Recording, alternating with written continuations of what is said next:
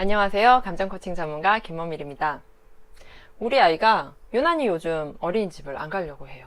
아니면 유치원, 아니면 학교일 수도 있겠죠.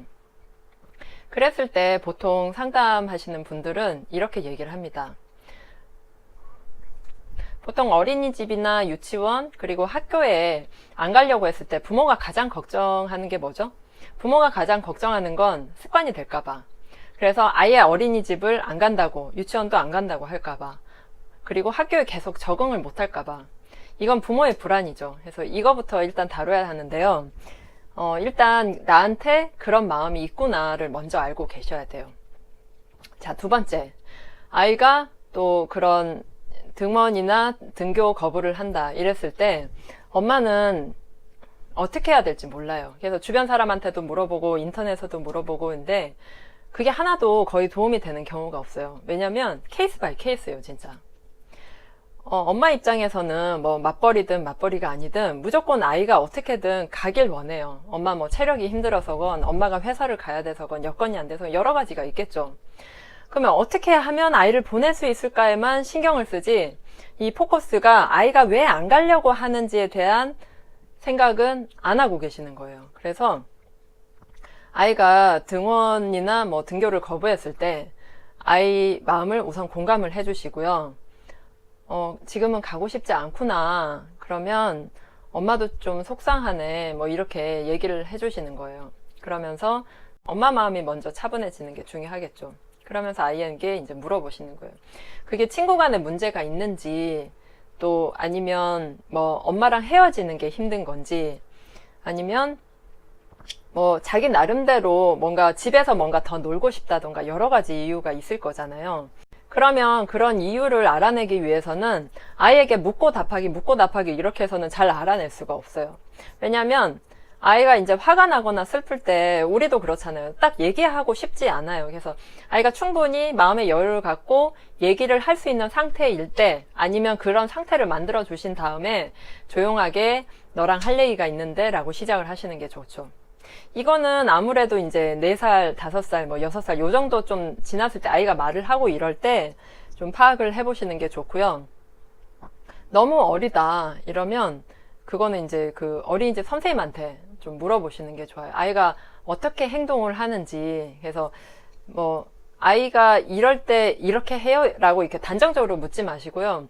아이의 전반적인 그 어린이집에서 생활 형태에 대해서 그 상태에 대해서 물어보시는 게 가장 좋아요. 왜냐하면 어린이집 선생님도 이 아이를 봤을 때 또 판단을 섞어서 의미 부여를 해서 엄마한테 전해지면 엄마도 그냥 그런 쪽으로밖에 생각을 할 수 없기 때문에 그래서 일반적이지 않고 내 아이만 갖고 있는 문제가 무엇인지를 좀 더 파악을 해보시는 게 중요합니다. 자, 그러면 그 문제에 대해서 어떻게 풀어보죠? 네, 어떻게 풀어볼까요? 일단 저 같은 경우는 아이를 잘 꼬셔요. 네. 보통 엄마들이 어떻게 꼬시죠? 갔다 오면 뭐 해줄게. 근데 갔다 오면 뭘 해줄게는 어른의 사고방식이지 아이들은 5분 뒤의 행복을 위해서 지금의 행복을 포기하지 않아요. 그건 어른들의 사고방식이죠. 자, 그냥 저 같은 경우는 이렇게 해요. 아이가 이제 새를 좋아하니까 우리 새 보러 나갈까? 그래서 새를 막 같이 봐요.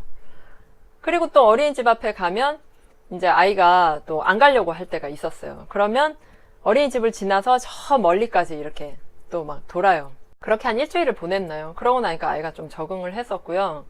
지금은 오히려 휴일에 어린이집을 가려고 해서 좀 곤란할 때가 있어요. 그럴 때는 이제 일단 가요. 어떻게? 문을 열고 나가면 안 돼요. 집에서 현관문을 열면 진짜 가는 건데 그렇게 하면 안 되고 어린이집이 만약에 가깝다면 가서 띵동띵동 해보고 아무도 반응 안 하는 걸 보여주셔도 되고요. 저희 같은 경우는 문이 막 안 열리는 것처럼 근데 문이 왜 안 열리지? 동윤이랑 어린이집 가야 되는데 이러다가 애랑 막 놀아줘요. 그럼 애가 좀 잊어버리고 또 딴 걸 하고 이러더라고요. 근데 이제 유치원이나 학교 같은 경우는 좀 틀리겠죠. 아이가 뭐 학교에 가서 무서워한다든지 아니면 뭐 친구들끼리 뭐 친한 친구랑 헤어져서 가기가 싫다든지 낯설다든지 여러 가지가 있어요. 그랬을 때 아이의 감정을 충분히 이제 받아주셔야 되는데 사실 그런 걸 받아주기가 쉽지 않은 게 엄마 마음속에도 뭔가 이렇게 답답함이 있는 거예요. 그리고 엄마도 속상한 거죠. 아니, 다른 애들 왜 다 잘 가는데 너만 그래? 이런 생각이 있을 수도 있고요. 그리고 너 지금 안 가면 어떻게 될 거야? 라고 이제 협박을 하시는 경우도 있고요. 오늘 꼭 뭘 해야 되는데 이 아이가 안 가려고 했을 때 엄마 마음에 이제 좀 다그침이 올라오죠. 그래서 좀 가라고 이렇게 거의 아이를 떨어뜨려 놓듯이 이렇게 하고 오시는 경우가 있어요. 그럴 때는 좀 엄마 마음부터 챙기면서 아이와 이제 데이트를 좀 하신다든지 둘만의 시간을 보낸다든지, 이게 또 특히나 첫째 같은 경우는 동생이 태어났을 때 좀 더 그런 반응들을 보이거든요. 그래서 그런 건지도 한번 잘 살펴보셔야 되고, 그리고 아이가 어떤 교우 관계나 이런 데서 문제가 있다면 또 유치원 선생님이나 학교 선생님한테 좀 더 적극적인 도움을 받으시는 것도 방법이에요. 자, 일단은 아이의 문제를 구체화해서 뭐가 문제인지 파악하는 게 가장 중요하고요. 아이에게 공감하고 아이의 말을 경청을 하려면 내 마음부터 챙겨야 되는 거. 그리고 자, 마지막 세 번째는 아이한테 이런저런 질문을 했을 때 다그치거나 협박하거나 야단치거나 비판하거나 이걸 하지 마시고요. 계속 들어주세요. 엄마랑 헤어지는 게 싫어서이라면 엄마가 좀 더 같이 놀 수 있는 시간에 좀 더 많이 놀아준다든지 집안일을 좀 더 포기를 하고, 아니면 아이와 하루 날 잡아서 실컷 데이트를 하는 거예요. 하루 종일. 그런 것도 방법이겠죠. 그러면 엄마들이 또 이렇게 생각하실 수 있어요. 그렇게 하면 매일매일 안 가고 논다고 하면 어떡해요? 라고 하지만 그건 엄마 마음속에서 일어나는 불안감이니까 그렇게 생각하지 마시고요. 일단 한번 해보고 부딪혀 가면서 아이와 조율할 수 있다라는 거 꼭 기억해 주세요. 자, 그러면 오늘 이야기는 여기까지 하고요.